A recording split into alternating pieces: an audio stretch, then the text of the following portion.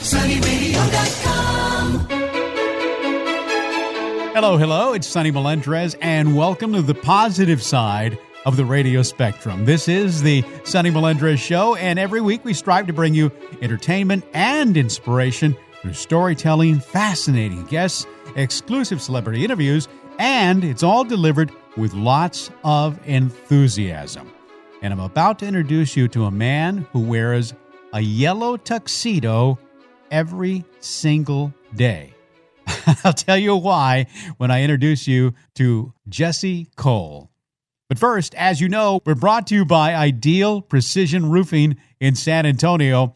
You know, it happens in South Texas on a yearly basis, usually around March, April, May. It's hail season. That's right, and many times you don't know what's going to be like. Sometimes the hail's very small, or sometimes it is damaging hail.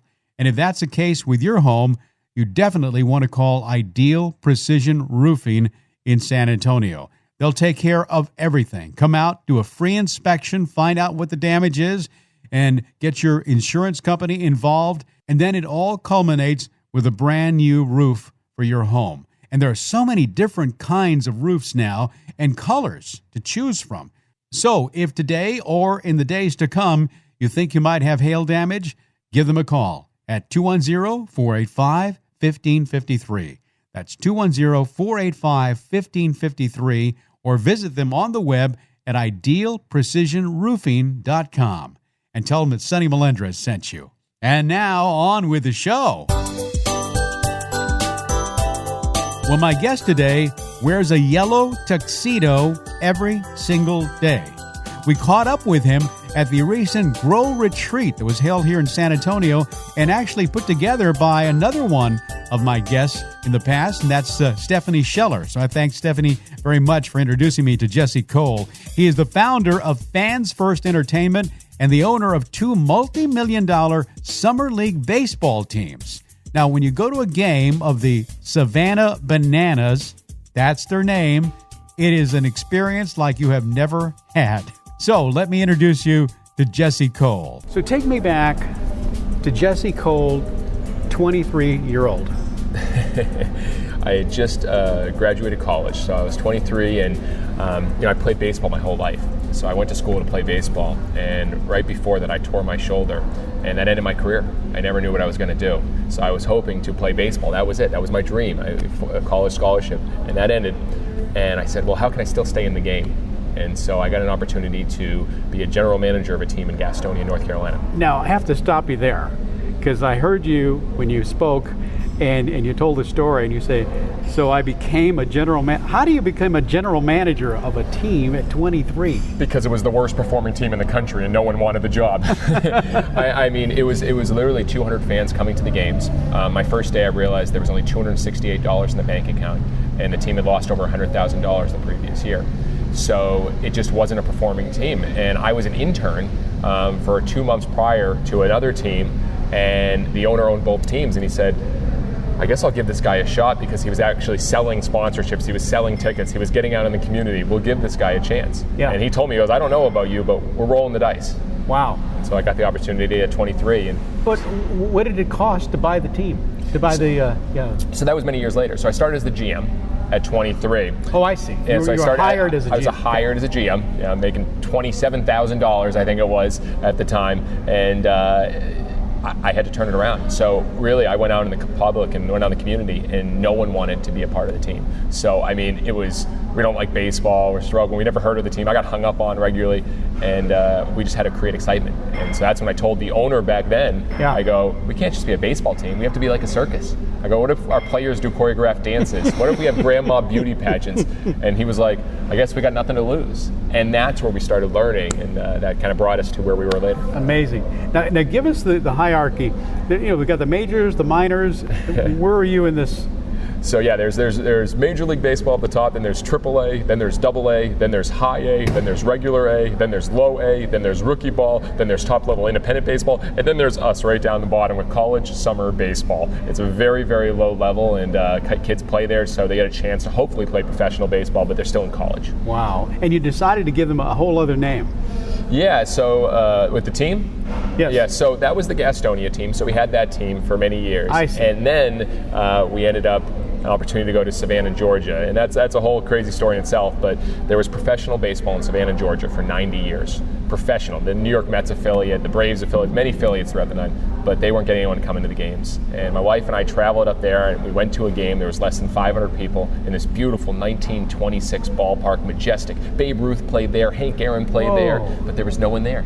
And I texted the commissioner of the league that day, and I said, if this team ever leaves, I go, we want to come to Savannah. And lo and behold, they wanted a new stadium. The city said no, and they left. And we made a deal with the city to come into Savannah as a brand new team on October 5th, 2015. So what was the first thing you did? Our first goal was we showed up that first day, and the former team had cut the phone lines. They cut the internet lines. They took everything out of the ballpark. So it was myself, my wife, our 24-year-old president, and 3 22-year-olds. And we showed up, and we were like, where do we work? And the city just gave us a bunch of keys and said, good luck, go get them. Yeah. And so we found a storage building inside the stadium, abandoned storage building. We grabbed a picnic table from outside the park and brought it inside and started using our cell phones, calling the community. We're here. And everyone was like, who are you? And we called everybody, and no one had any interest in working with us because we were the lowest level of baseball. In the first few months, we only sold 2 season tickets. That was it. And it got even worse after that. But what was it that gave you the spark of combining, circus, show business, and baseball? Well, we realized there was a problem with baseball. When we first started our team in Gastonia, everyone told us baseball was too long, too slow, too boring. And so we had this vision to make it fun, and that's when we started trying experiments in Gastonia. But we came here to Savannah with that same vision. Dancing players, a break-dancing first base coach, a senior citizen dance team, the Bananas, the Bananas male cheerleading team. We had all these ideas, but they weren't listening because we didn't have their attention. So it was the first few months we didn't have their attention because we didn't have a team name yet. We were nothing. So we had to bring it all together into a brand and give them the opportunity to experience it first. And that's when we started building the brand with all the ideas. And what do people hate about baseball? It's long, slow, and boring, but also you get nickel and dime. And we said, well, why don't we make everything all-inclusive? Just include all your food. And that started getting some more attention. So it was all, how do you build that attention in the beginning to get people to want to be a part of it? And slowly but surely it started working. And then, of course, Savannah Banana. February 25th, 2016, we became the Savannah Bananas. And, a month before that, that's when we got a phone call that we had overdrafted our account. We were completely out of money. So at that point, my wife and I had emptied out our savings account, and we were sleeping on an airbed and living on $30 a week to try to eat. And so we go to Walmart with $30. And so we had this belief that we were doing something different. We just had to get people's eyes and ears. So on February 25th, it all changed. And so that's when we named the team the Savannah Bananas. We had a big, huge press conference, invited everyone out. And as soon as we announced the name, it went viral on Twitter. So it became the #1 trending thing on Twitter. We started doing merchandise like crazy, but people didn't know that our first shipment of t-shirts, there were too many N's in bananas. It was spelled wrong, so we were making all these mistakes, but everyone was talking. Yeah. Locally, however, people were saying, you guys are an embarrassment, the owner should be thrown out of town, this is the worst name you could ever name, because they were like, what are the Bananas? But they were talking. And so everyone was like, who is this? No one knew who we were. Now they knew who we were. Yeah. And so when you coupled that with saying, hey, we're going to have a senior citizen dance team called the Bananas. We're going to have a mascot named Split. And we started doing all these things. They were like, wow, maybe these guys are fun. Maybe they are for real. And that's when people finally said, we'll give them a shot. And how long ago was that? So that was 4 years ago. So basically 4 years ago, February 25th, 2016. And then our first game was May 31st. A sold out game. The team was in green uniforms because we weren't quite right. So we were playing the game, and a sold-out crowd, and then everyone left, and they're like, wow, they have a full 20-person pep band. They have professional high-fivers. It's an absolute circus. They started talking about the circus, not talking about the baseball, and they started talking about the experience. And then, lo and behold, 4 years later, every single game is sold out. There's a wait list for the tickets in the thousands, and it's something I never, ever imagined. What a story. What a story. And your book, Find Your Yellow Tux, how this applies to everyone listening, especially those in business. Connect the dots. Sure. I mean, we went, in the book I shared the journey. I kept asking, how'd you guys do it? And, we just had to find what makes us different. And I think you ask that question to anybody in business, it's a tough question for people to answer. They either say, hey, it's the price, I do this, but what makes you so different that people want to talk about you? And we developed a mindset, say, how do we create you wouldn't believe moments at our stadium?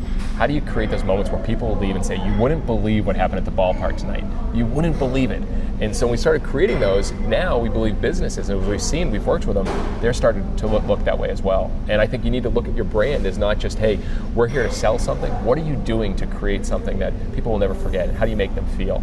And we have stories that started building that, and that's kind of really how it was built from. And you have a name for that. It's the Fans First. Fans First. Yeah, it's who we are and what we stand for. So, our whole mindset is, the name of our company is Fans First Entertainment. Our mission, Fans First, Entertain Always. Our vision, bring fans first to the world. Our Fans First way is our core beliefs. Everything is fans first. So we look at what would be the best possible fan experience and create that. And so for us, we know people want to have fun.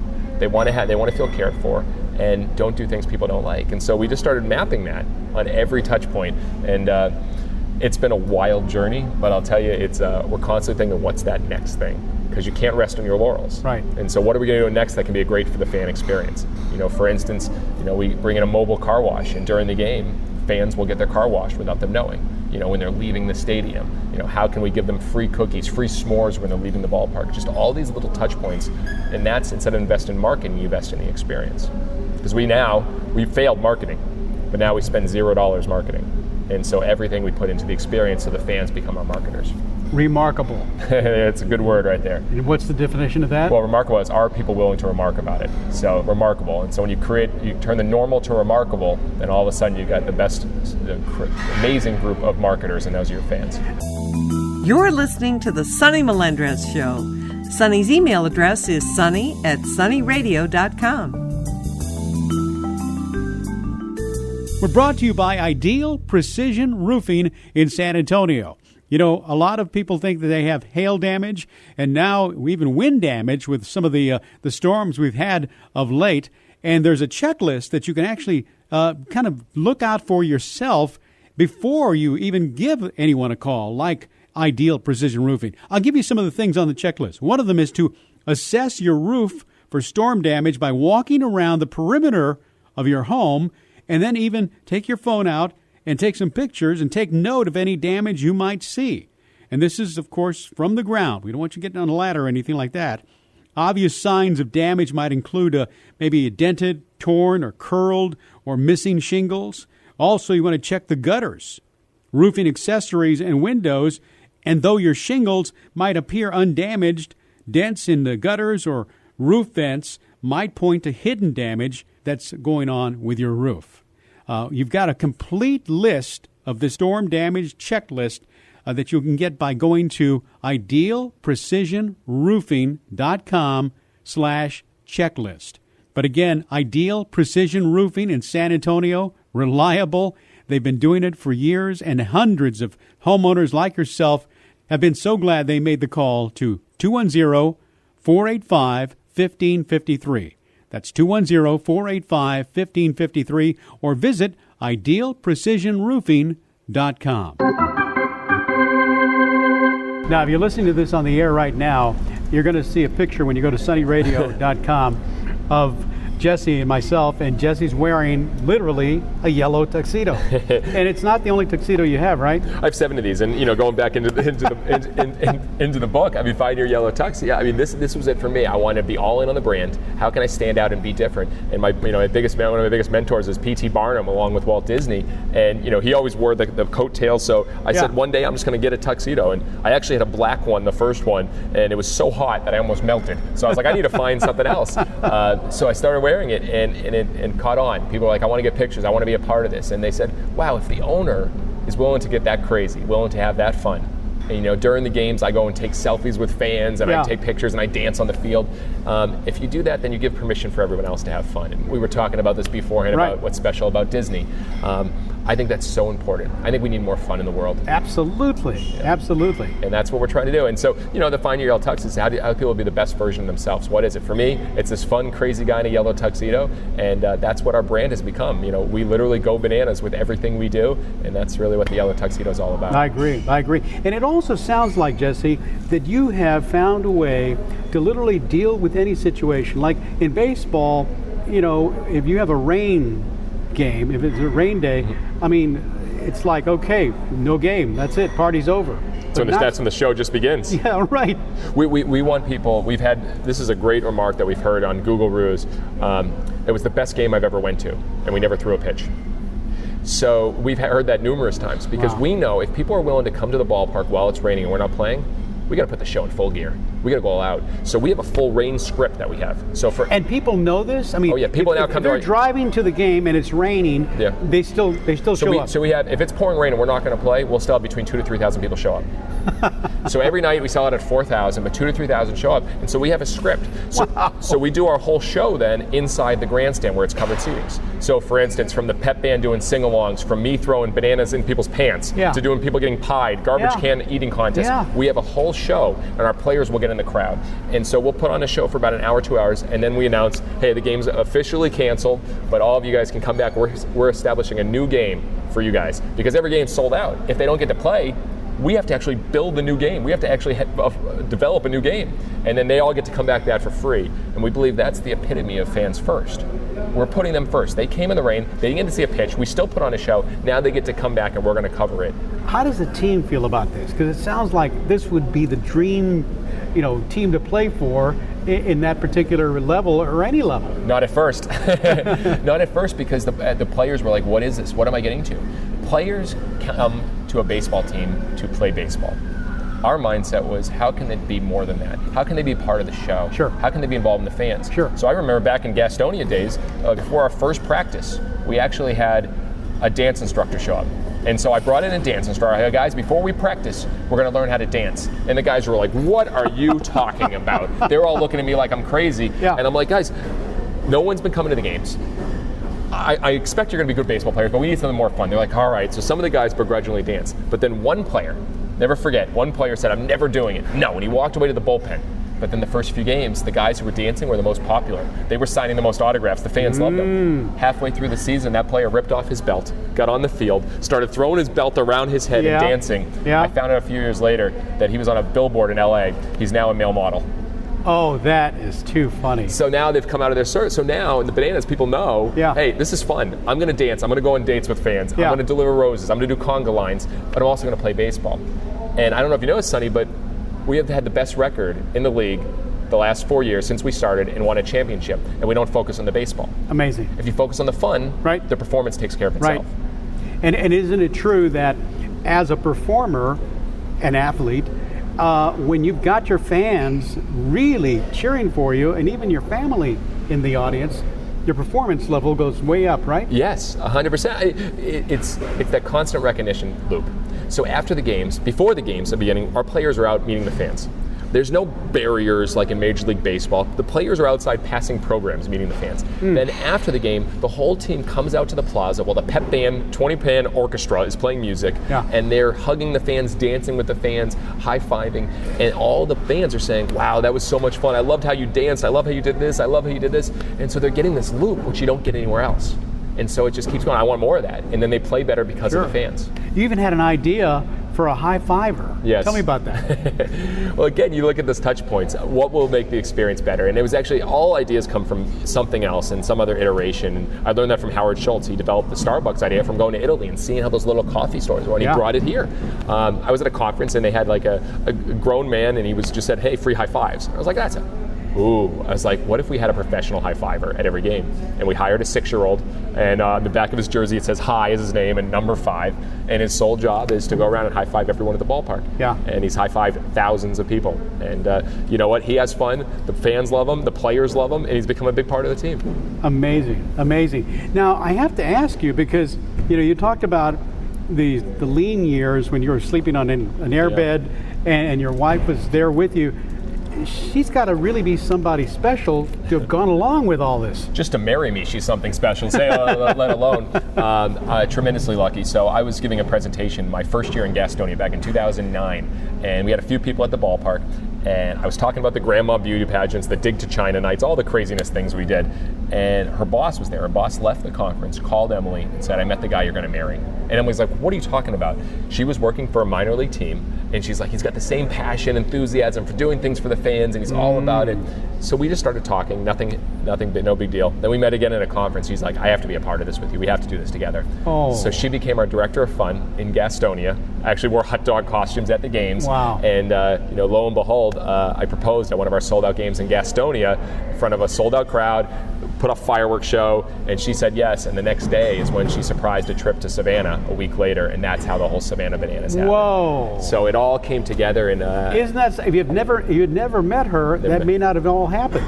No, it all came together. That is tremendous. Yeah. She's with you. She travels whenever I'm speaking. She comes. I mean, she and now our son Maverick, who's been our banana baby before the games, is a part of the show. Yeah. We have a love for what we do, and I think same thing about the players. We get that recognition that we're making an impact. It's not just a baseball game. When fans leave, I had a grown man, and a bigger guy with a big mustache, come up to me after a game, and I knew him a little well, but he came up to me after one of the last games of the year and gave me a huge hug, and I said, "Whoa, what was that for?" He goes, "You have no idea what your games mean to me." I go, "Well, why?" He goes, "My mother and I haven't talked for years, but she came out to a game and watched the players dance. She watched the fun.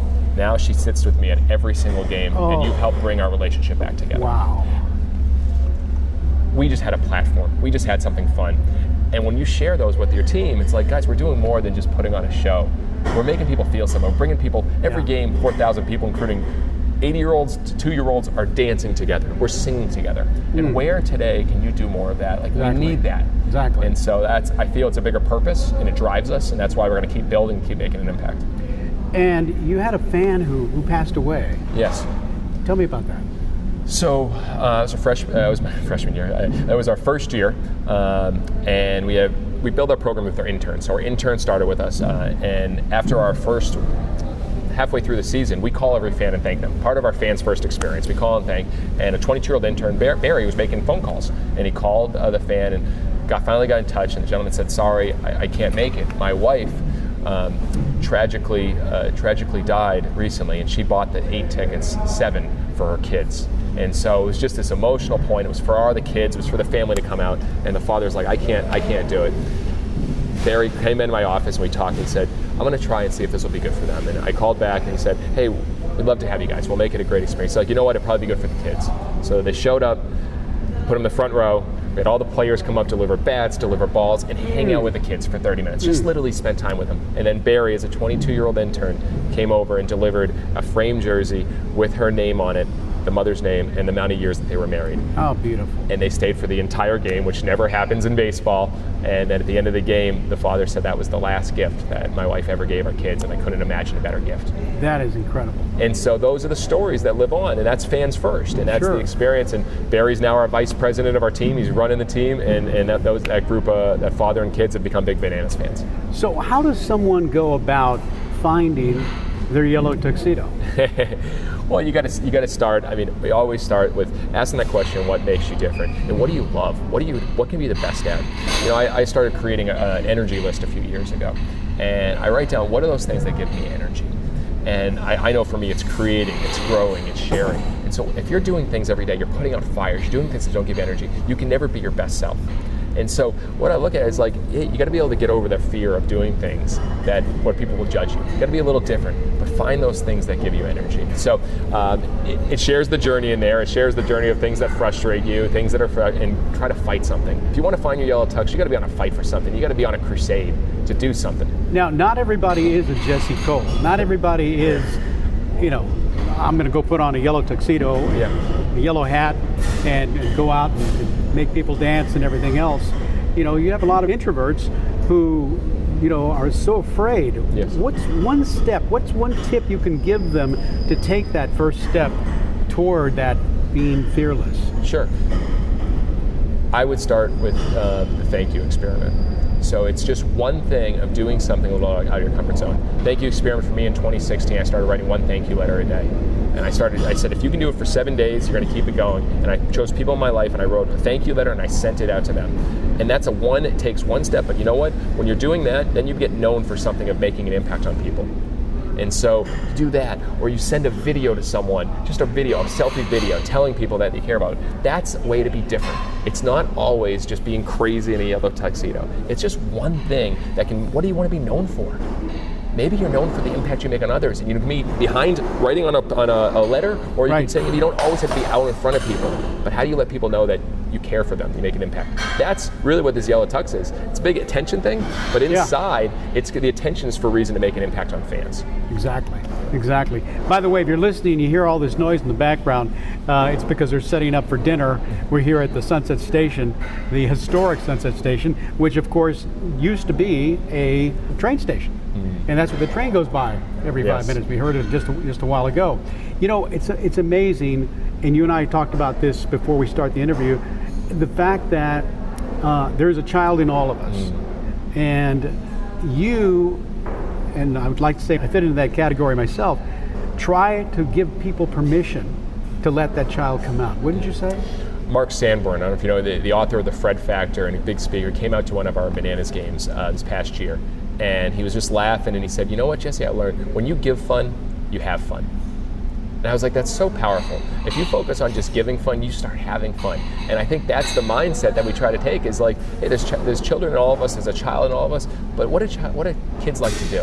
They like to have fun. I wrote a piece today. I posted 11 lessons I've learned from my 1-year-old. Oh, really? So today, yes, 11. Really? And it was, about the joy they see in everything, the curiosity, the awe, they want to spread love and give hugs to people. They want to, what happens from that to an adult? Why don't we keep that? Right. And when you do that, it's amazing the fulfillment that you have, because like Disney and all these other places that build the fun, it's amazing. And so that's what we're trying to do. At every game, at the end, my favorite moment, and we do a lot of crazy things. Yeah. But it's always at the end of the night when our band is playing music and the players are out there and I'm just dancing with the fans. Little kids holding their hands and we're dancing. It's at 10:30 at night. It's late. It's could be, they got to go back to work the next day, but we're having fun. And the kids, I lose myself in that.